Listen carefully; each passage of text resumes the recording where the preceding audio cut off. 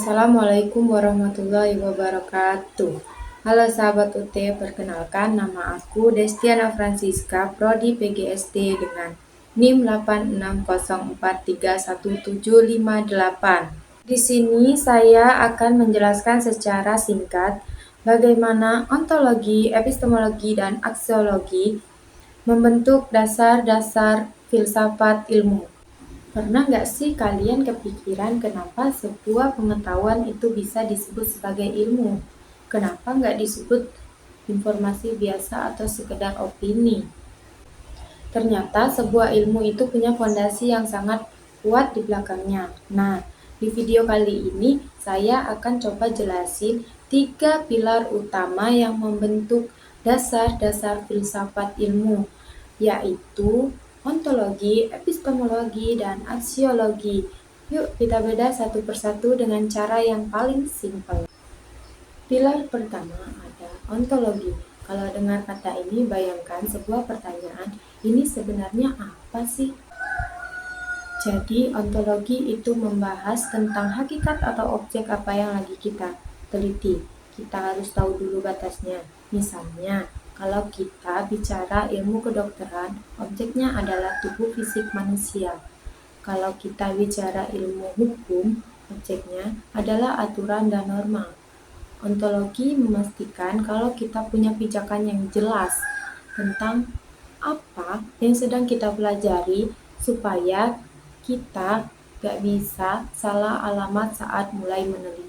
Oke, setelah kita tahu objeknya, kita masuk ke pilar kedua, yaitu epistemologi. Kalau ontologi tanya apa, epistemologi tanya gimana cara kita dapetin ilmunya.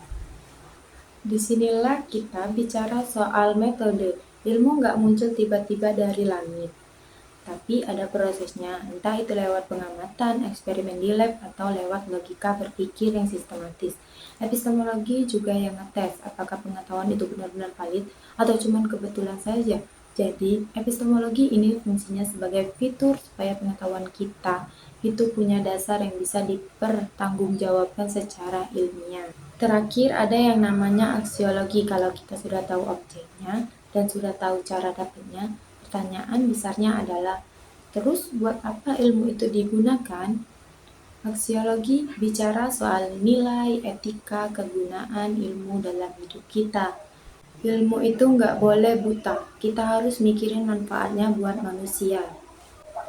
Apakah ilmu ini bakal bikin hidup orang menjadi lebih baik atau malah merusak? Di sini kita bicara soal moralitas. Jadi, aksiologi itu perannya seperti kompas atau hati nurani yang mengarahkan ilmu pengetahuan supaya tetap berada di jalur yang benar dan bermanfaat. Sebagai penutup, ketiga pilar ini, ontologi, epistemologi, dan aksiologi adalah satu kesatuan yang nggak bisa dipisahkan. Ontologi nyediain bahan, epistemologi nyediain caranya, dan aksiologi nentuin tujuannya. Tanpa ketiganya, sebuah ilmu nggak akan punya dasar yang kuat untuk berdiri. Sekian penjelasan singkat dari saya, semoga materi ini bisa nambah perspektif kita dalam memahami dunia ilmu pengetahuan. Terima kasih. Wassalamualaikum warahmatullahi wabarakatuh.